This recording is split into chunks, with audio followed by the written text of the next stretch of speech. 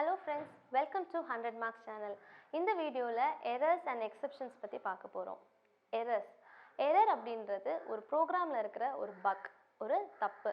அந்த ப்ரோக்ராம்ல நம்ம டைப் பண்ணும்போது இதை ரன் பண்ணும்போது ஏதோ ஒரு தப்பு நடக்குது அப்படின்னா அதை எரர் அப்படின்னு சொல்றோம். ஒரு நார்மல் ஃப்ளோவை டிஸ்டர்ப் பண்ற எந்த விஷயமுமே எரர் தான். இந்த எரரை 3 வகையா பிரிக்கலாம். Syntax error, run time error and logical error. Syntax error, அந்த ப்ரோக்ராமோட ஸ்ட்ரக்சரில் ஏதோ ஒரு தப்பு இருக்குது. ஃபார் எக்ஸாம்பிள், நான் கோலன் போடணும், ஃபார்க்கு வந்து நம்ம கோலன் போடணும்னு பார்த்தோம்ல, ஃபார், இஃப், எல்ஸ்க்கு எல்லாமே. ஸோ அந்த மாதிரி கோலன் போட வேண்டிய இடத்துல நான் கோலன் போடலை. எல்ஸ் அது மாதிரி ஏதோ ஒரு கீவேர்டை நான் வந்து தப்பாக ஸ்பெல்லிங் கொடுத்துட்டேன், இல்லை என்னோட இன்டென்டேஷன், என்னோட பிளாக்கோட இன்டென்டேஷனை நான் தப்பாக கொடுத்துட்டேன் அப்படின்றது எல்லாமே என்னோட சின்டாக்ஸ் எரர். ஸோ ஒரு ப்ரோக்ராமுக்கு ஒரு ஸ்ட்ரக்சர் இருந்துச்சுன்னா அந்த ஸ்ட்ரக்சரில் நான் ஏதோ டைப் பண்ணும்போது ஏதோ தப்பு பண்ணிட்டேன் அப்படின்றது சின்டாக்ஸ் எரர். இந்த சின்டாக்ஸ் எரரை நான் ப்ரோக்ராமை ரன் பண்ணும்போதே என்னோட சின்டாக்ஸ் எரர், இது வந்து இந்த லைனில் வந்து எரர் இருக்குது, இங்கே வந்து இன்டென்டேஷன் சரியில்லை அப்படின்னு என்னோட பைத்தான் வந்து சொல்லிடும். இதுதான் சின்டாக்ஸ் எரர். ரெண்டாவது வகை வந்து run time error. Run time error அப்படின்றது ப்ரோக்ராமை ரன் பண்ணும்போது தான் நம்மளுக்கு தெரியும். இப்போ சின்டாக்ஸ் எரர் அப்படின்னா நம்ம ப்ரோக்ராமை வந்துட்டு இன்டர்பிரட்டரில் ரன் F5 ப்ரெஸ் பண்ண உடனே நம்மளுக்கு அது ஸ்க்ரீனில் வந்து வந்துடும். ரன் டைம் எரர் அப்படின்றது F5 ப்ரெஸ் பண்ணும்போது என்னோட அவுட்புட் ஸ்க்ரீன் வந்துடும். என் ப்ரோக்ராமில் எந்த எரரும் இருக்காது, என் ப்ரோக்ராம் கரெக்டாக தான் ரன் ஆகும். ஆனால் நான் எதிர்பார்த்த அவுட்புட் எனக்கு வராது. ஸோ இந்த ரன் டைம் எரர்ன்றது ஃபார் எக்ஸாம்பிள் என்னன்னா, A/B அப்படின்னு நான் ஒரு கோட் அடிச்சிருக்கேன்னு வச்சுக்கோங்க. ஏன்னு ஒரு இன்புட் வாங்குறேன், பின்னு ஒரு இன்புட் வாங்குறேன், C is equal to A/B அப்படின்னு வச்சுருக்கேன். ஸோ ஒரு ஃபர்ஸ்ட் பர்சன் வராரு, A is equal to 5, B is equal to 2 அப்படின்னு கொடுக்குறாங்க. 5/2 எனக்கு அவுட்புட் வந்துடும். ஸோ என் ப்ரோக்ராம் கரெக்டாக ரன் ஆகுது, அதில் எந்த தப்பும் இல்லை, எனக்கு தேவையான அவுட்புட் கொடுத்துருச்சு. ஆனால் செகண்ட் டைம் ஒரு யூசர் வராரு. இப்போது அவர் A வந்து 5ன்னு கொடுத்துட்டாரு, B வந்து 0ன்னு கொடுத்துட்டாரு. அப்போ 5/0 என்னது? இன்ஃபினிட்டி. நம்ம கம்ப்யூட்டரில் இன்ஃபினிட்டியை ரெப்ரசன்ட் பண்ண முடியாது. ஸோ இப்போ என் ப்ரோக்ராமில் ஏதாவது தப்பு இருக்கானா? இல்லை, என் ப்ரோக்ராம் கரெக்டாக ரன் ஆச்சு, என் அவுட்புட்டும் வந்தது. பட் ரன் டைமில் எனக்கு வந்த இன்புட்டில் ஒரு தப்பு வந்துச்சு. ஸோ இதுதான் வந்து ரன் டைம் எரர் அப்படின்னு சொல்கிறது. மூணாவது வகையான எரர் வந்து லாஜிக்கல் எரர். லாஜிக்கல் எரர்ன்றது சின்டாட்டிக்கலாக என் ப்ரோக்ராம் கரெக்ட், என் ப்ரோக்ராம் எனக்கு அவுட்புட் கொடுக்குது, ஆனால் நான் எதிர்பார்த்த அவுட்புட்டை எனக்கு கொடுக்கல. ஃபார் எக்ஸாம்பிள், நான் சம் ஆஃப் டிஜிட்ஸ் பண்ணுறேன். 1 + 2 + 3 அப்படின்னா 3, 4, 5, 6. அப்போ 3 + 2 + 3 எனக்கு 6ன்னு எனக்கு அவுட்புட் கொடுக்கும். பட் அது எனக்கு 4ன்னு கொடுக்குது அப்படின்னா நான் உள்ளே ஏதோ லாஜிக்கில் தப்பு பண்ணியிருக்கேன்னு அர்த்தம். நான் ஸ்கொயர் ரூட் கண்டுபிடிக்கிறேன். -b ± √√(b² - 4ac). ஸோ இந்த ஃபார்முலா நான் கரெக்டாக தான் கொடுத்துருக்கேன். ஆனால் எனக்கு ஸ்கொயர் ரூட் வந்து 5,6 அப்படின்னு வரணும், எனக்கு இமேஜினரி பாட்டோ ரியல் பாட்டோ. ஆனால் எனக்கு 5,6க்கு பதிலாக 2,3 அப்படின்னு வருதுன்னா இதுதான் வந்து நம்ம வந்து லாஜிக்கல் எரர். ஸோ உள்ள ப்ரோக்ராம் எழுதியிருக்கிறதுல ஏதோ ஒரு லாஜிக்கல் தப்பு பண்ணியிருக்கிறது, இதுதான் வந்து லாஜிக்கல் எரர். ஸோ இதுதான் எரர்ஸ். எரர்ஸை வந்து நம்ம தான் கரெக்ட் பண்ணணும். ஸோ ப்ரோக்ராமை ரன் பண்ணி நம்மளுக்கு அதில் எரர் வருது அப்படின்னா நம்ம அதை வந்து ரீகரெக்ட் பண்ணிக்கணும். அது சின்டாக்ஸ் எரரோ லாஜிக்கல் எரரோ இல்லை வந்துட்டு உங்களோட ரன் டைம் எரராக இருந்தால் நம்ம தான் அதை வந்து கரெக்ட் பண்ணுறோம். அடுத்த வகை வந்து எக்ஸப்ஷன்ஸ் அப்படின்னு சொல்லிடுறோம். எக்ஸப்ஷன் அப்படின்னா எதிர்பாராமல் நடக்கிற ஒரு விஷயம். ஒரு ப்ரோக்ராம் நான் ரன் பண்ணுறேன், அது நான் வந்து ரன் பண்ணிகிட்டே இருக்கும்போது சில இடத்துல எதிர்பாராமல் எனக்கு ஒரு விஷயம் நடக்குது. ஃபார் எக்ஸாம்பிள், ரொம்ப சிம்பிளாக நீங்கள் ஒரு கூகுள் ஃபார்ம் ஓப்பன் பண்ணி அதில் டைப் பண்ணுறீங்கன்னு வச்சுக்கோங்க. அதில் அவங்க சொல்லியிருக்காங்க, எனக்கு வந்து பாஸ்வேர்ட்னா வந்துட்டு ஒரு 3 கேரக்டர் இருக்கணும், @ இருக்கணும், ஒரு ஸ்பெஷல் கேரக்டர் இருக்கணும், அப்புறம் ஒரு 2 கேபிட்டல் லெட்டர் இருக்கணும், அப்படி சில ஏதோ ஒரு கண்டிஷன் கொடுத்துருக்காங்க.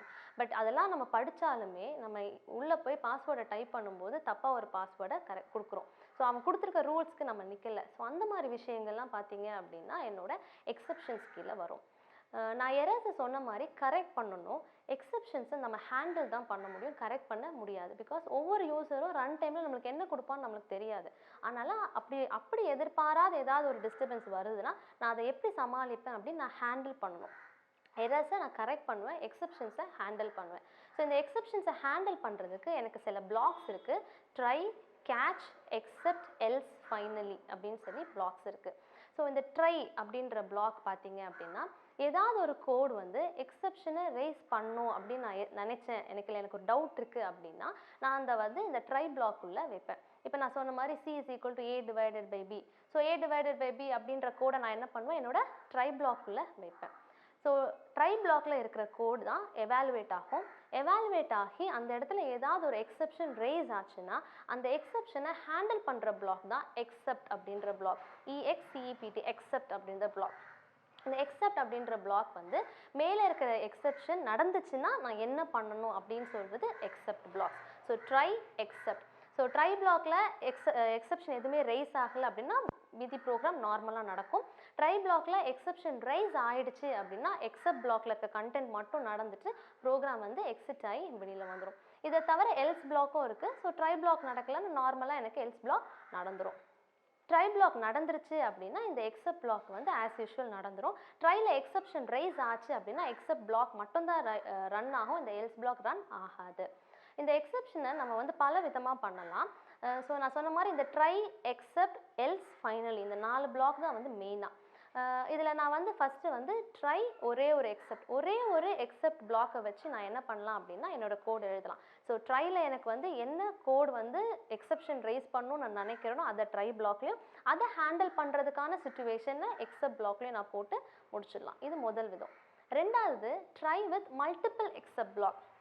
ஒரு ட்ரை பிளாக்கு அதில் எனக்கு மல்டிபிள் எக்ஸப்ட் பிளாக் இருக்கலாம். ஃபார் எக்ஸாம்பிள் நான் ஒரு கோடு கொடுக்குறேன், அந்த கோடில் வந்து எனக்கு டிவைட் பை 0 எக்ஸப்ஷனும் வரும், அரித்மெட்டிக் எக்ஸப்ஷனும் வரும் அப்படின்னு நான் எதிர்பார்க்குறேன்னா ஃபஸ்ட்டு எக்ஸப்டில் டிவைட் பை 0 எக்ஸப்ஷன் அது வந்துச்சுன்னா நான் அதை ஹேண்டில் பண்ணுறதுக்கு என்ன சிச்சுவேஷன், அடுத்தது அரித்மெட்டிக் எக்ஸப்ஷன் அந்த எக்ஸப்ஷன் ரைஸ் ஆச்சுன்னா அதை ஹேண்டில் பண்ணுறதுக்கு என்ன சிச்சுவேஷன் அப்படின்னு சொல்லலாம். ஸோ ஒரு ட்ரை பிளாக்குக்கு மல்டிபிள் எக்ஸப்ஷன் பிளாக் இருக்கலாம். மூணாவது வகை பார்த்தீங்கன்னா ஒரு ட்ரை பிளாக்குக்கு மல்டிபிள் எக்ஸப்ஷன்ஸ் இருக்கலாம். நான் முதல்ல சொன்னது மல்டிபிள் எக்ஸப்ட் பிளாக் இருக்கலாம். மூணாவது வகை வந்து ட்ரை அண்ட் மல்டிபிள் எக்ஸப்ஷன் இருக்கலாம். அது எப்படின்னா ட்ரை எக்ஸப்ட் பிளாக், அந்த எக்ஸப்ட் பிளாக் நம்ம ஆர்குமெண்ட் பாஸ் பண்ணும். ஸோ ஒரு ஆர்குமெண்ட்லேயே நான் என்ன பண்ணலாம், arithmetic error comma IO error comma அப்படின்னு சொல்லிட்டு மல்டிபிள் எக்ஸப்ஷன்ஸை ஒரே எக்ஸப்ட் பிளாக்கை வச்சு நான் ஹேண்டில் பண்ண முடியும். அதுதான் என்னோட மூணாவது வகை. நீங்கள் ஃபஸ்ட்டு வகையில் பார்த்தீங்க அப்படின்னா ஒரு எக்ஸப்ஷன் நடந்துன்னா அந்த விஷயம் தான் ஒரு இந்த ட்ரை பிளாக்ல வந்து ஒரு எக்ஸப்ஷன் நடந்துருச்சுன்னா அதுக்கு என்ன பண்ணணும் அப்படின்னு ஒரு சொல்யூஷன். செகண்ட் வகையில் நம்ம பார்த்ததுல ஒரு எக்ஸப்ஷன் நடந்துச்சுன்னா அந்த எக்ஸப்ஷனுக்கு ஏற்ற மாதிரி மல்டிபிள் ஆப்ஷன்ஸ் நம்மளுக்கு இருந்தது. ஃபஸ்ட்டு அரித்மெட்டிக் எக்ஸப்ஷன் நடந்ததுன்னா என்ன பண்ணுறது, ஐஓ எக்ஸப்ஷன் நடந்ததுன்னா என்ன பண்ணுறது அப்படின்ற எக்ஸ்ப்ளனேஷன் இருக்குது. மூணாவது வகையில் ஒரு ட்ரை பிளாக் இருக்குது, அந்த ட்ரை பிளாக்ல கூட எக்ஸப்ஷன் ரைஸ் பண்ணுச்சுன்னா அது என்ன வகையான எக்ஸப்ஷனால தான் அதை ஹேண்டில் பண்ணுறதுக்கு ஒரே ஒரு எக்ஸப்ட் பிளாக் தான் நம்மள்கிட்ட இருக்குது. ஸோ அரித்மெட்டிக் எக்ஸப்ஷனாக இருந்தாலும் ஐஓ எக்ஸப்ஷன் என்ன வகையான எக்ஸப்ஷன் எனக்கு ரைஸ் ஆனாலும் நான் அதை ஹேண்டில் பண்ணுறதுக்கு ஒரே ஒரு எக்ஸப்ட் பிளாக் தான் வச்சுருக்கேன். நாலாவது வகை வந்து ட்ரை வித் ஃபைனலி.